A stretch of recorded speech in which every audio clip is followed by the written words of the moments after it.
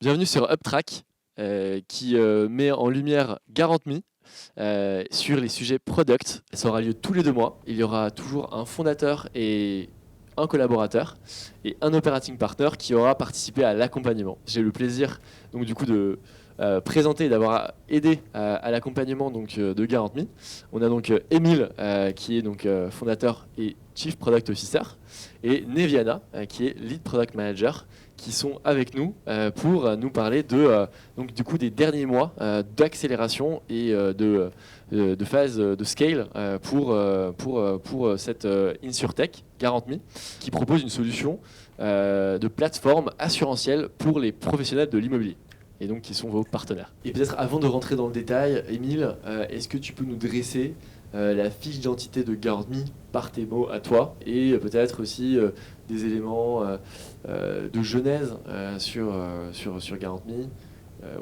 Comment est-ce que tu es arrivé à monter une entreprise dans l'InsurTech? Donc, GarantMe, on est parti d'un constat qui concerne le marché locatif. On a vu que le processus de mise en location génère beaucoup de frustration à tous les parties concernées. Le locataire doit séduire un propriétaire pour décrocher l'appartement qu'il souhaite. Le propriétaire a fait, dans beaucoup de cas, l'investissement d'une vie sur son patrimoine immobilier et a besoin d'être rassuré sur le paiement de ses loyers. Et l'agent immobilier se retrouve entre les deux à gérer cette relation-là pour, d'une part, accompagner les locataires, mais aussi répondre à sa mission vis-à-vis d'un propriétaire sur sécuriser son patrimoine. Il y a différents angles d'attaque sur ce type de sujet. Là, on a identifié la plus grosse friction, c'était autour du loyer impayé. Donc, j'ai besoin, en tant que propriétaire, de m'assurer que mes loyers vont être versés pour pouvoir honorer mon prêt. Moi, en tant que locataire, j'ai besoin de rassurer un propriétaire sur ma capacité à payer son loyer pour être sélectionné sur le logement. Donc, c'est en identifiant ce problème-là, duquel en découle plein d'inefficiences opérationnelles, qu'est née l'idée de GarantMe. On s'est positionné sur ce marché-là en apportant une solution autour des loyers impayés.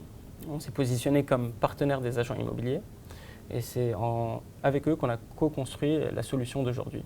On va leur proposer une plateforme assurantielle qui leur permet d'avoir toutes leurs solutions d'assurance centralisées dans un outil avec un focus sur le loyer impayé. Et on va les accompagner dans leurs opérations quotidiennes pour fluidifier tout ce processus de mise en location. Donc on s'est lancé sur le marché avec une solution qui nous permet de jouer le rôle de garant pour les locataires, c'est une solution qui a été prescrite par nos partenaires agents immobiliers. Et en termes de croissance, donc très vite, en 2018, grâce à ce partenariat avec les professionnels de l'immobilier, on a une forte traction. Donc en 2018, on a couvert 1200 locataires, donc 1200 logements. En 2019, 6000. En 2020, 12 000. En 2021, 22 000. Donc on a eu une très forte croissance qui a été générée à la fois par ce partenariat et par notre capacité à écouter notre marché, itérer sur les solutions qu'on propose pour faire mûrir notre solution. On va commencer chronologiquement par donc un des premiers dispositifs que j'ai pu te proposer, Émile. Il faut savoir que donc il y a un certain nombre d'experts qui sont référencés dans notre base et dans lequel on va leur proposer aussi de venir en aide à des entreprises. Et donc là, il s'agissait donc de Christopher Parola, qui à l'époque était CPO de Meilleurs Agents, aujourd'hui VP Product de YouSign. Émile, tu as été très partant pour ce coaching, mentoring sur plusieurs mois. Est-ce que tu peux déjà nous donner un petit peu la big picture de ce coaching que tu as pu avoir avec Chris? Ouais, très bien. Déjà, je suis très content d'être là et dans ce contexte où tu m'as proposé l'accompagnement de Christopher sur des sujets product, j'étais directement partant pour une raison très précise. On venait de clôturer notre levée de fonds, la série A, et on rentrait dans une phase d'accélération chez GarantMe. On avait notre product market fit.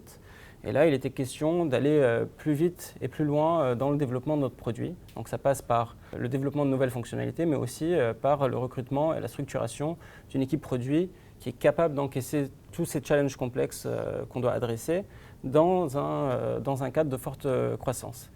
Et là où c'était très intéressant de rencontrer Christopher, c'est qu'en quelque sorte, il venait un peu du futur, où il a déjà vécu ça chez Meilleur Agent, donc une entreprise en forte croissance avec des enjeux de recrutement, de mise en place d'une organisation produit qui permet aux équipes de livrer des solutions impactantes à leurs clients, tout en gardant une certaine autonomie qui favorise justement cette capacité à creuser les problématiques réelles et livrer de bonnes solutions. J'ai été directement partant pour cet accompagnement. Je n'ai pas été déçu parce qu'on a pu adresser deux gros sujets. Donc visualiser cette organisation dans le futur, comment structurer l'équipe, définir les rôles et les responsabilités de chacun. Et ensuite, d'un point de vue plus opérationnel, comment amener ce changement-là aux équipes pour les embarquer vers cette vision d'orga qu'on souhaiterait mettre en place chez Garant.me, ou que Garant.me devra mettre en place pour faire face à cette croissance, ne pas la subir, mais au contraire, la maîtriser. C'est super, donc du coup, déjà d'avoir un peu ta vision. C'est vrai que parfois, malgré toutes les compétences, toute l'agilité de CPO, de fondateur que tu es, c'est difficile devant le scale de ne pas avoir un brain freeze avec tout ce que tu dois faire. Il y a un peu d'inconnu quand même. Et donc du coup, c'est vrai que un peu rassurant d'avoir un Christopher. Christopher que je rappelle a passé l'équipe de meilleurs agents, il était premier PM et il l'a passé à 25 avant de partir. Aujourd'hui, chez YouSign, ils sont déjà une vingtaine. Donc voilà, il a quand même déjà pu absorber pas mal de besoins de croissance dans ces organisations. Et donc du coup, peut-être de nous rappeler peut-être sur l'aspect organisationnel qui t'a beaucoup aidé. Qu'est-ce que tu as pu mettre en place concrètement ? C'est très simple. Avant l'accompagnement, chez Garant.me, sur la partie produit, donc je jouais le rôle de CPO. Il y avait Neviana qui était première PM chez Garant.me. On avait Clarisse qui est product designer et on venait tout juste de doubler l'équipe. Donc un deuxième PM nous a rejoint avec une autre product designer, donc Karim et Sarah nous ont rejoints. Et on était encore organisés dans une seule squad. Donc tous nos rituels de l'équipe produit, donc les rituels standards de la méthode agile était géré avec l'intégralité des personnes dans l'équipe et on travaillait avec 8 développeurs. Donc on est passé de ça à... on a redoublé le nombre de PM. Donc on a passé... Karim et Neviana sont passés en product manager à lead product manager. On a recruté des PM supplémentaires dans leurs équipes. C'est l'avant-après accompagnement. Pour arriver à ce résultat, on est passé par... creuser un peu plus cet orga. C'est quoi la différence entre un lead product et un product manager ? Qu'est-ce qui est attendu d'un product manager dans sa carrière quand il monte en seniorité ? Et comment on va accompagner les équipes pour atteindre ces différentes compétences qui sont attendues par une équipe produit. Vraiment le plan de carrière avec des champs de compétences. Chaque session, Émile, tu revenais avec des adaptations du plan de carrière tel que Chris un peu te le mettait en lumière et qu'il avait pu lui implémenter dans son orga. Tu avais vraiment la volonté de te saisir de ça et de le rendre le plus à l'image de toi, ce que tu voulais pour ton organisation. Et je pense que ça a été hyper bénéfique, notamment peut-être sur le day-to-day de tes PM. Et peut-être que du coup, Neviana, ça peut être bien d'avoir un peu ton point de vue là-dessus. Comment est-ce que, au day-to-day, à cette époque, tu organisais ton métier de PM? Quels sont peut-être les points d'achoppement que tu percevais à l'époque? Comment est-ce que tu organises ta journée? Ouais, donc quand je suis arrivée chez Garant.me, c'était en 2019. Et comme me disait Émile, Émile était CPO, on était avec Clarisse qui était designeuse. Et il y a 3 ans, il y avait tout à faire. Donc on était très focus delivery. Donc c'était vraiment shipper ensemble des features qui pouvaient nous aider à fluidifier au maximum le parcours pour nos utilisateurs, avec un accent sur tout ce qui va être souscription à un produit d'assurance, résiliation de ce produit d'assurance. Donc une grosse partie assurantielle et aussi très paiement et facturation. Et à cette époque, mon rôle en tant que PM, je faisais beaucoup de delivery, donc beaucoup de QA également. Il y avait beaucoup de bandes passantes qui étaient monopolisées par le QA, donc c'est bien quand on est premier PM parce qu'on apprend à connaître par cœur le produit. On connaît tous les cas, même les plus edgy. Donc on sait que quand un tel paie avec tel moyen de paiement, il se passe ça, que quand on est 2 payés sur la même page, il se passe ci. D'un côté, ça permet aussi la montée en compétence sur la connaissance et l'expertise d'un produit. Donc c'est ce qui a favorisé justement cet ultra focus delivery. Mais une fois qu'on est passé à une fois qu'on a intégré d'autres product managers et d'autres product designers et qu'on a commencé à avoir d'autres produits et pas juste des features sur un produit, mais plusieurs produits, la question s'est posée de la scalabilité et de la maintenance d'une telle organisation, parce qu'on ne peut plus être un seul PM et connaître comment fonctionne tout l'applicatif, c'est impossible. Et on ne peut plus non plus faire tous les rôles. On ne peut plus faire à la fois un peu de conception technique avec les engineering managers, beaucoup de QA, le release manager, le product manager. Et donc, mon rôle a complètement changé. Je suis toujours PM, maintenant je suis lead PM, mais je suis toujours du product.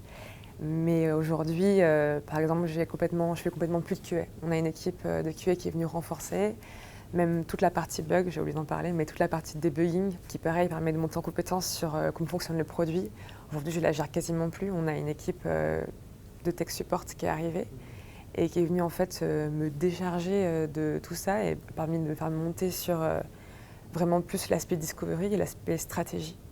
Donc mon rôle a vraiment changé depuis 2019 en 3 ans. Et c'est un peu ce fameux passage du PM polyvalent au PM entouré par des experts. Ouais. Qui est au final au service de la culture produit de l'entreprise, puisque du coup toi tu peux te concentrer davantage sur des tâches, donc du coup mon métier de PM, ouais. Donc métier de PM et donc du coup au service de la vision produit, de la centricité sur l'utilisateur, et donc du coup au service vraiment de la pertinence de toute l'organisation. Ouais, ça a permis de faire partager la connaissance produit à d'autres équipes, à d'autres membres de l'équipe. Et aujourd'hui, j'ai plus un rôle de consultant pour l'équipe Tech Support ou l'équipe QA, quand certaines questions subsistent. Mais la connaissance, elle est chez eux maintenant. Et je peux me focus vraiment sur mon métier de PM et c'est super agréable. Ouais. Et aussi à toi d'évangéliser auprès des équipes pour dire, oui, c'est ça aussi le rôle du PM. Je ne suis pas là juste pour vous embêter. Ouais. La culture produit doit être constamment communiquée si on veut qu'elle soit bien adoptée au sein de tous les stakeholders. Ouais. Donc j'imagine que aussi quand tu dis que tu es le point de contact, ça contribue aussi à ça. Complètement. Donc ça c'est super. Ça pose vraiment la problématique du coup du passage à l'échelle et aussi quelque part pour les couches des managers de se dégager un petit peu des opérations. Donc ça pose aussi la question de la délégation et du management à proprement parler.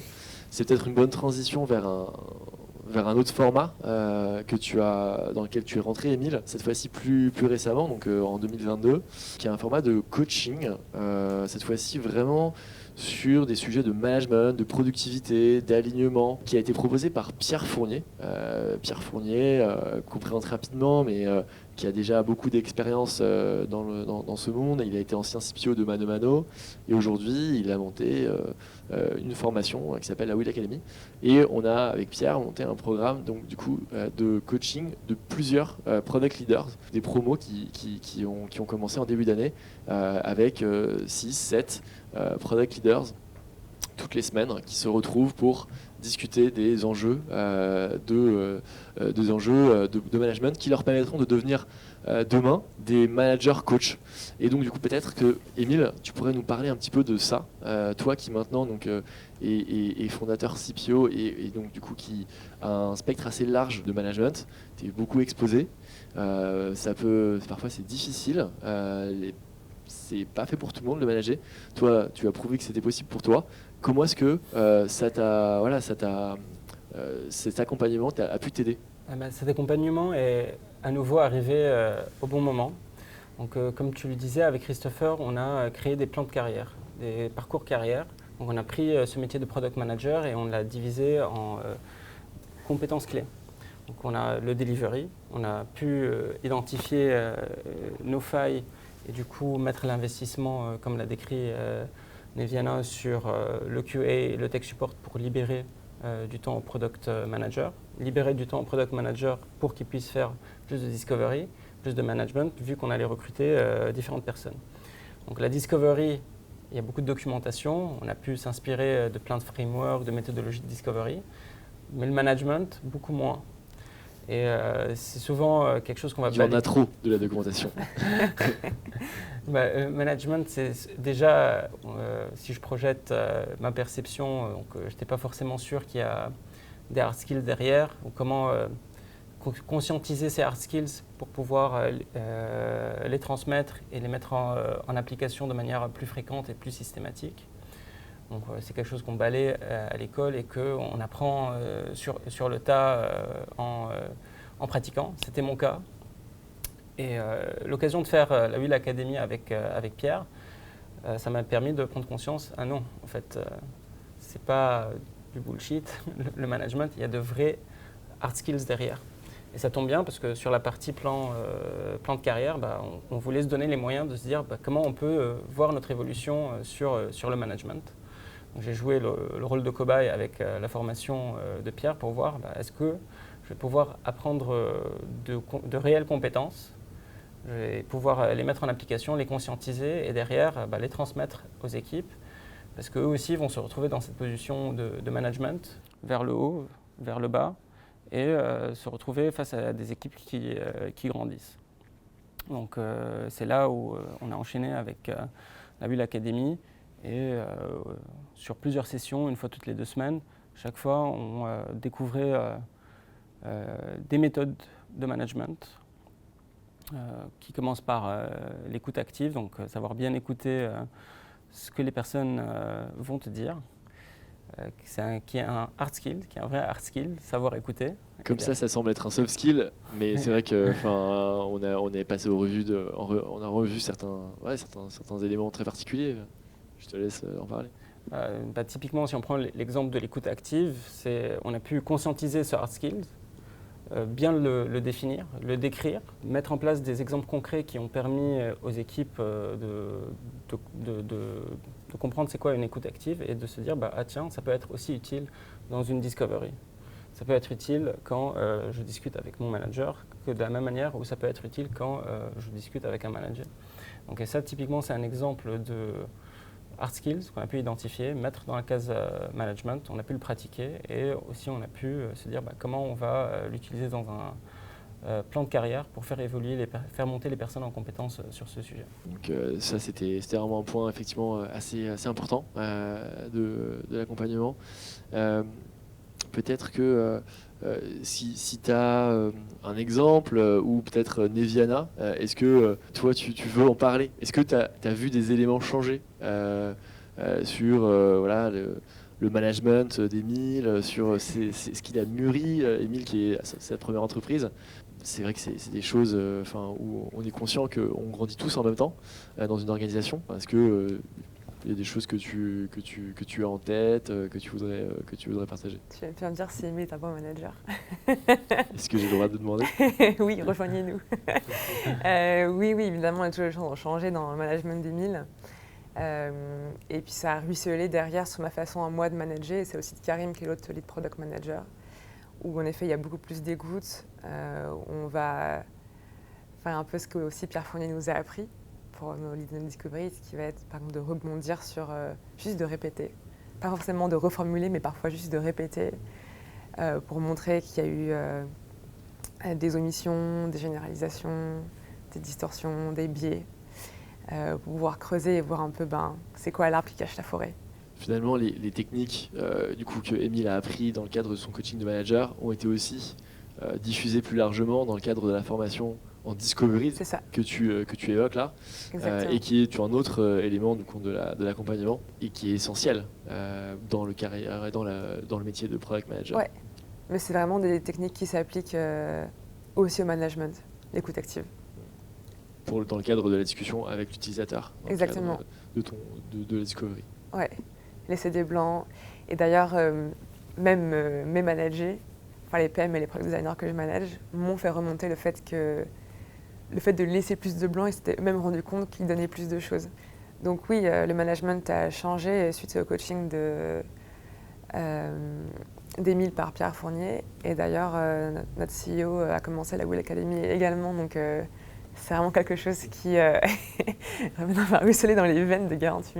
C'est vrai que du coup, Thomas est aussi dans la Will Academy, donc ça a dépassé la sphère du product. Thomas est sur l'autre métier, mais c'est pas moins important en tant que CEO de faire la Will Academy. Donc ça c'est cool, ça a bien fonctionné cette partie-là. L'objectif c'était de justement créer un alignement sur la culture managériale. Donc j'ai proposé à mon associé de faire la formation également pour qu'on puisse à nous deux diffuser cette culture. Déjà s'aligner sur le fait qu'elle est pertinente pour nous et la diffuser au sein de l'entreprise. Et la formation également, c'était important pour Karim et moi, donc les 2 lead PM aujourd'hui chez Garant.me, parce que l'ambition qu'on a avec Émile, c'est de se dire que les product managers et product designers dans nos équipes, dans nos squads, aujourd'hui ils travaillent avec nous, mais si demain ils veulent changer de squad, c'est pas l'inconnu. C'est-à-dire que les méthodologies, elles sont les mêmes. Les produits, les features sont différentes, mais les méthodologies, comment est-ce qu'on lead une discovery ou comment est-ce qu'on accueille le management, c'est la même chose. Avoir une formation discovery par Pierre ou une formation management de la part d'Émile par exemple, c'est aussi pour nous important pour la synchronicité entre les squads. Et que derrière, le user final qui utilise un de nos produits ne se dise pas « Ah, on dirait que ça a été shippé par 2 boîtes différentes ». Parce que c'est ça aussi. Une culture produit, c'est pas une culture de squad, c'est une culture de l'équipe produit. Donc, et derrière, les étudiants, ils le voient, si les features, elles changent d'une page à une autre. Donc ça se reflète énormément, on est convaincus de ça. Très clair. On va passer sur un autre sujet. On voulait évoquer un petit peu pour nos amis qui pratiquent un peu les automatisations, le no-code, ces makers qu'on avait pu rencontrer sur les derniers mois à l'occasion du no-code NoCodeX. Ce qui est intéressant de voir aussi chez Garant.me, c'est que l'équipe CRM est internalisée, est au sein de l'équipe produit. Une équipe qui est donc très centrée sur les automatisations et sur le fait de créer une sales machine pour tous les stakeholders et qui ont des pratiques qui sont finalement et des façons de travailler, de collaborer qui sont assez proches de ceux des products. Donc peut-être que Émile, tu pourrais nous en dire un petit mot. Le no-code a eu sa place chez Garant.me très tôt dans l'entreprise, forcément par manque de moyens et besoin de prioriser et besoin d'autonomie. On s'est lancé sur une première stack no-code pour accompagner le développement produit. Donc ça a commencé par un CRM, ensuite ça s'est élargi à plus de choses, donc de l'automatisation avec du Zapier, HubSpot, du Airtable et la génération donc on part aujourd'hui de la génération de landing page à l'automatisation de tout un process. On s'est donné les moyens de gérer ça avec du no-code. De la même manière que dans l'équipe produit, on a rencontré les challenges de la scalabilité, on a rencontré ces challenges-là dans l'équipe CRM, ou dans le sujet CRM. Il n'y avait pas forcément d'équipe au tout début. Et en comparant les deux métiers, on s'est rendu compte qu'il y a beaucoup de similitudes. Les deux équipes doivent adresser des besoins utilisateurs, que ce soit des utilisateurs externes ou internes. Les deux équipes doivent créer un produit qui soit adopté par leurs utilisateurs et assurer l'utilisabilité de ce produit-là avec la montée en charge. C'est en partant de ce constat-là qu'on a structuré l'équipe CRM de la même manière qu'une équipe produit. On a défini le rôle d'un CRM manager qui est assez similaire à celui d'un product manager, parce que son produit, c'est la stack no-code, et des CRM spécialistes qui vont jouer un peu le même rôle qu'un engineering manager, c'est assurer la scalabilité de cette stack no-code, parce que no-code ne veut pas dire pas de bugs, pas de maintenance, pas de problème de charge, donc on a besoin d'assurer la scalabilité de cette stack. Donc on a recyclé un peu tous les apprentissages qu'on a fait. Donc, il y a eu un plan de carrière dans cette équipe, il y a eu une formation Discovery pour aligner les méthodologies et faire évoluer, donner les outils à cette équipe pour faire évoluer la stack et faire évoluer leurs compétences pour faire face aux problématiques et aux challenges qu'ils vont devoir résoudre. Hyper intéressant de voir à quel point les compétences, les métiers évoluent si rapidement au sein des boîtes tech. C'est fascinant et ça montre à quel point il faut être agile parce que parfois certains métiers, quand ils ne sont pas encore fixés, complètement par les années, par beaucoup de process, beaucoup de knowledge, et beaucoup d'encre qui coule dans les manuels pour l'apprendre. En fait, on se rend compte que tout ça, c'est dans les boîtes, d'où l'importance du coaching, d'où l'importance de mentoring avec des experts qui sont passés par ces étapes-là. Et après, l'importance aussi de l'ownership, de prendre vos process, de créer vos process de discovery, vos career paths, vos delivery. Ça, c'est des choses que personne ne pourra faire à votre place et sur lesquelles vous allez pouvoir onboarder toutes les personnes qui vont arriver. Parce que recruter, c'est une chose, mais ensuite onboarder, absorber et scaler, c'est encore une autre chose. Donc bravo pour ça, parce que vous l'avez réussi sur ces derniers mois. Je voulais rebondir sur cette partie no-code pour parler d'un élément d'actualité et plus généralement du club produit. Émile, dont tu fais partie, et Naviana aussi. Mais Émile depuis plus longtemps. Là récemment, on a parlé avec Make, qui est l'ancien Integromat, et qui nous ont montré à quel point tu parlais de funnels d'automatisation. C'est vrai que maintenant, on n'est plus à générer automatiquement des landing pages. Maintenant, en fait, on propose des funnels avec parfois des dizaines de modules les uns après les autres. C'est les choses sur lesquelles des startups font reposer tout leur back-office aujourd'hui. Assez rarement, mais ça arrive que tout le back-office de la boîte repose sur des funnels orchestrés par Make, anciennement Integromat, on le rappelle. Et voilà, il y a un Perks qui est proposé, qui cartonne aux États-Unis, qui est proposé que via les accélérateurs. Donc on en a un, nous, BPI France, via le club produit, puisque à l'occasion des sessions du club produit qui sont mensuelles, on propose donc aux CPO, aux product leaders, mais aussi aux PM, des organisations, quand les product leaders veulent passer la main sur cette session, des interventions, soit sur des outils, soit sur des retours d'expérience au travers d'entreprises qui sont les écoles du produit, comme par exemple le prochain c'est Doctolib, qui va parler de comment ils utilisent Maze, qui est un outil de user testing non modéré pour les équipes produits et les équipes user research. Mais il y a eu beaucoup d'interventions. C'est comme ça qu'on a recruté aussi Pierre Fournier, qui est venu parler de OKR. C'est comme ça qu'on a fait parler Panache sur la discovery qu'ils ont mis en place chez Evaneos, etc., etc. Donc voilà, tout un ensemble de talks et une base de knowledge où parfois tu peux venir requêter certains éléments, des racines de compétences, etc., etc. Donc voilà. On voulait parler aussi d'un dernier fait d'actualité chez vous, chez Garant.me, pour terminer. C'est ce rachat que vous avez eu de Lumi, donc une entreprise de votre secteur. Hein. Et peut-être que je peux te laisser t'en parler, Émile. Comment ça s'est fait? Quelles étaient l'origine de cette démarche? Et aujourd'hui, qu'est-ce qu'il en est? Yes.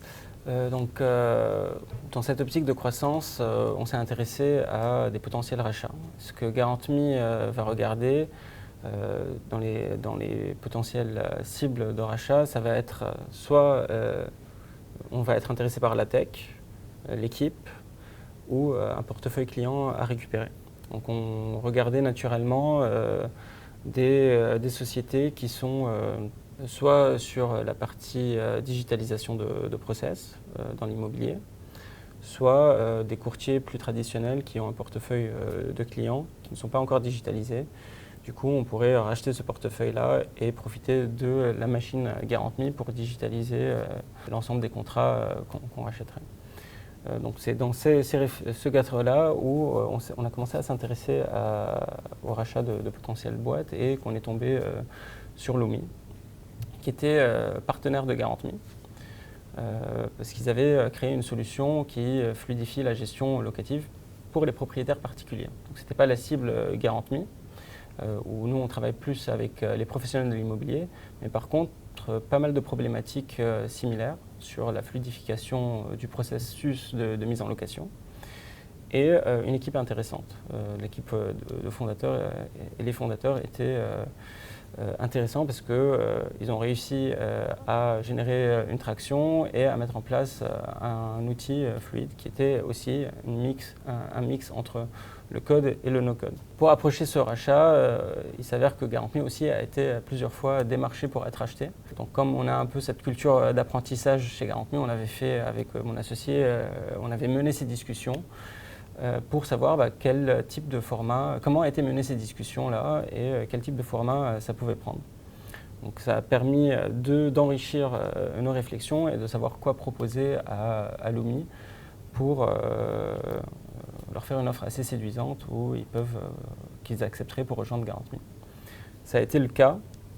Et un des gros facteurs qui nous ont permis de faire avancer cette transaction, c'était notre capacité à aligner les fondateurs sur la vision et sur leur place dans l'organisation, avec une proposition qui est cohérente avec leurs choix professionnels et leurs envies de parcours carrière. Donc on revient un peu sur ça. C'est assez impressionnant de voir à quel point certains fondamentaux qu'on a pu travailler avec le Hub sont utiles dans différentes situations et même dans des situations qu'on n'attend pas. Du coup, c'est comme ça qu'on a mené un peu les discussions avec les fondateurs pour s'assurer de créer un réel alignement et faire en sorte que l'acquisition se passe bien et que les fondateurs soient motivés à rejoindre 40 000 et à contribuer à la vision long terme. Tu parles de vision, on a parlé de mission tout à l'heure aussi. Aujourd'hui, quelle est la mission, quelle est la vision de l'équipe produit et de la mission de la boîte? La vision, ça a été aussi un gros sujet à travailler dans l'objectif justement de créer cet alignement et de créer cette discussion avec le marché. Donc, la vision aujourd'hui chez 40 000 décrit un peu comment le monde futur pourra bénéficier de notre produit. Et on va utiliser cette vision-là pour aligner, recruter et créer un support de discussion avec notre marché. Elle est centrée sur nos utilisateurs, nos partenaires, qui sont les professionnels de l'immobilier et elle s'articule autour de 3 axes. Le premier, c'est accompagner nos partenaires pour leur permettre de protéger le patrimoine de leurs clients. Le deuxième, c'est accompagner les professionnels de l'immobilier pour leur permettre d'offrir la meilleure expérience de location à leurs clients. Et le troisième, c'est permettre aux professionnels de l'immobilier de développer leur activité. C'est autour de ces 3 axes-là que va découler un peu notre roadmap produit qui est beaucoup plus terre à terre, on va découvrir les problématiques qui vont nous permettre d'atteindre cette promesse-là et de répondre à ces besoins-là de nos utilisateurs. Et bien, c'est un bon mot de la fin. Merci beaucoup pour votre participation à cette première édition de UpTrack qui aura lieu donc tous les mois avec un cofondateur et une collaboratrice ou un collaborateur et présenté par donc du coup la personne qui aura eu la chance de les accompagner sur un focus métier. Et cette fois-ci, on le rappelle, c'était pas clair, le product management. Merci le Hub. Merci.